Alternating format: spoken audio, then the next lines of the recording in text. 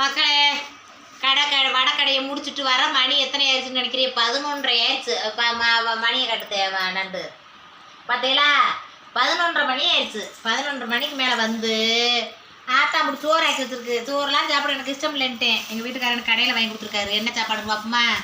வாங்க பார்ப்போம் என்ன சாப்பாடுண்டு. இந்த பார்த்தீங்களா புளியோதரை. எனக்கு புளியோதரை லெமன் சோறு இதெல்லாம் எனக்கு பிடிக்கும். இட்லி இதைத்தான் திம்பேன். கஞ்சி இல்லைண்டா, கஞ்சியை குடிச்சு சளி பிடிச்சிக்கிடுச்சு. நைட் நேரத்தில் ஒரே தான் கஞ்சியை குடித்தா நல்லா இருக்குதுல்ல பார்த்துக்கோங்க. அதனால் பார்த்துக்கோங்க புளியோதரையை வாங்கிட்டு வந்தார், சாப்பிட்டுட்டு இருக்கேன். இங்கே பாருங்க, இன்னைக்கு வடைக்கடையில் ரொம்ப நாளைக்கு முன்னாடியே நண்டு மாசமாக இருக்கையில் நிற மாதத்தோட வடை போட்டுக்கிட்டு இருந்தேன். அப்போ ஜிம்மில் வேலை பார்த்த ஒரு அக்கா வந்து எங்கிட்ட ரெகுலராக வடை வாங்குவாங்க. அவங்க வந்து சொன்னாங்க, ஏக்கா நிற மாதத்தோடு இப்படி வடை போடுறீங்களே, பார்த்து கவனம் காணும், பரவாயில்லைங்க, கடவுள் நல்லபடியாக வழிபடும் நம்மளுக்கு அப்படின்னு நினச்சிக்கிட்டு நான் நிற மாதத்தோடையே வடை போட்டுக்கிட்டு இருந்தேன்.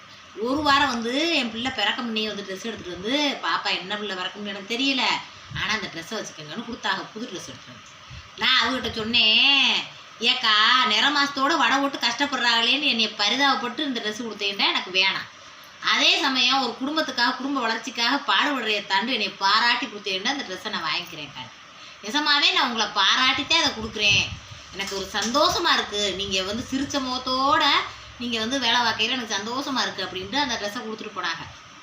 இப்போ நான் எதுக்கு இதை சொல்கிறேன்டா, அதாவது வந்து நான் கஷ்டப்படுறேன்னு உங்கள்கிட்ட வந்து பரிதாபப்படட்டும் அப்படின்னு நினச்சி சொல்ல கிடையாது. நான் வேலை பார்த்துட்டு வர்றதை நான் வந்து வாழ்க்கையை மேம்படுத்துறதுக்கு வேலை பார்த்துக்கிட்டு இருக்கேன். எனக்கு ஒரு லைக் பண்ணுங்கன்னு கேட்குறேன். அதேமாதிரி என்னை வந்து மேம்பாட்டுக்காக முனியம் உழைச்சிக்கிட்டு இருக்குன்னு லைக் பண்ணுங்க.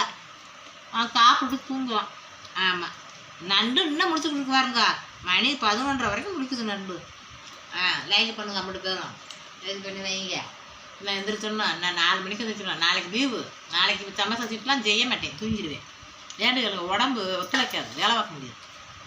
லைக் பண்ணுங்க.